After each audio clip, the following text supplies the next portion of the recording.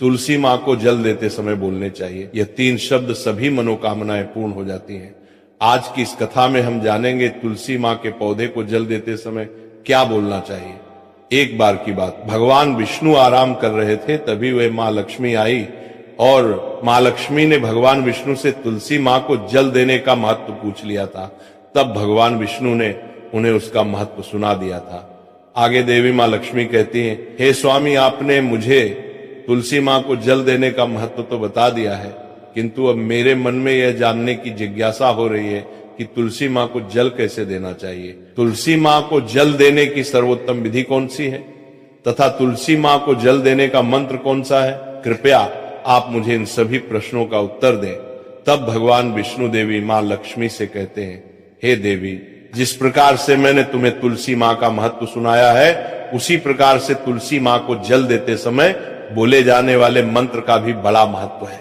यह मंत्र केवल 3 शब्दों का है, किंतु इसका प्रभाव बहुत कल्याणकारी है। जो भी इंसान प्रतिदिन तुलसी माँ को जल देते समय अपने मुख से केवल ये 3 शब्द बोल देता है, तो साक्षात माँ लक्ष्मी उसके घर में प्रवेश करती है, उसकी दरिद्रता समाप्त हो जाती है, उसे धन धान्य की प्राप्ति होती है।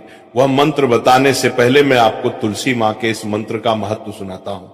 इस महत्व को सुन लेने मात्र से ही इंसान के समस्त पाप नष्ट हो जाते, उसे 1000 वर्षों तक तुलसी माँ को जल देने का पुण्य प्राप्त हो जाता है। इसीलिए देवी लक्ष्मी, आप इस कथा को ध्यान से पूरा जरूर सुने। देवी माँ लक्ष्मी कहती है, हे प्रभु, मैं इस कथा को पूरा अवश्य सुनूंगी, आप मुझे तुलसी माँ के मंत्र का महात्म्य सुनाइए। भगवान विष्णु कहते हैं, हे देवी लक्ष्मी, दक्षिण में एक अत्यंत शोभायमान नगरी थी। उस नगरी में रमेश नाम का एक खोटी बुद्धि का ब्राह्मण रहता था। पापियों का तो वह शिरोमणि था। उसका जन्म एक ऐसे ब्राह्मण परिवार में हुआ था जो पाप कर्म करने वाले शास्त्र ज्ञान से शून्य थे। वह जन्म से तो ब्राह्मण था, किंतु कर्म से वह अत्यंत दुराचारी था। वह न पूजा पाठ करता, न ध्यान करता, न जप, न हवन और न ही मेहमानों का सत्कार करता था। उसके द्वार पर आए मेहमानों को बिना दान किए ही क्रूरता पूर्वक भगा देता था। स्त्री लंपट होने के कारण वह सदैव ही पराई स्त्रियों में आसक्त रहता था। उसे मदिरापान करने की भी आदत थी, साथ ही वह मांस खाया करता था। वह दिन में खेत में काम करके पत्ते बेचकर जीविका चलाया करता था और रात में वेश्याओं का सेवन करता था। इस प्रकार से उसे ब्राह्मण ने अनेक वर्षों तक जीवन व्यतीत किया।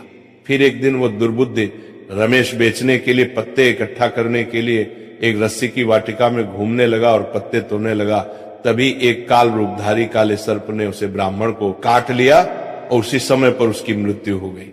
उसके बाद 2 यम के दूत उसे लेने के लिए उस स्थान पर प्रकट हुए और उसे उठाकर यमलोक ले जाने लगे। मार्ग में वह यम दूतों के सामने बहुत विलाप करने लगा, हे दूत, मुझे कहाँ ले जा रहे हो? मुझे छोड़ दो, मेरे प्राण बख्श दो। किंतु यमदूत उसे ये कहते हुए ले जाने लगे, अरे दुष्ट ब्राह्मण, तेरे पाप कर्मों के कारण तुझे सांप ने काट लिया है।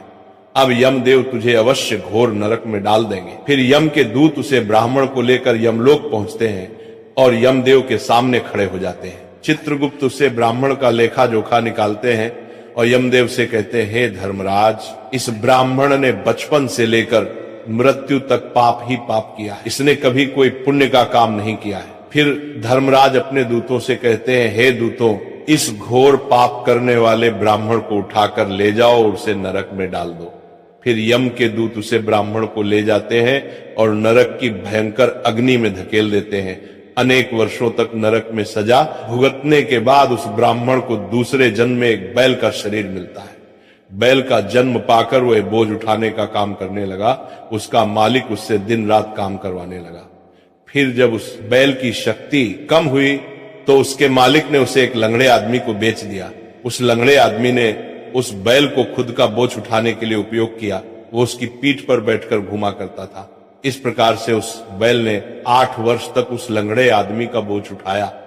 फिर एक दिन वह लंगड़ा आदमी उस बैल की पीठ पर बैठकर किसी ऊंचे पर्वत पर जाने लगता है। उस पर्वत पर बहुत देर तक चढ़ने के कारण वह बैल बहुत थक गया, उसकी शक्ति क्षीण हो गई और कुछ समय बाद वह बैल बहुत जोर से मूर्छित होकर जमीन पर गिर पड़ा।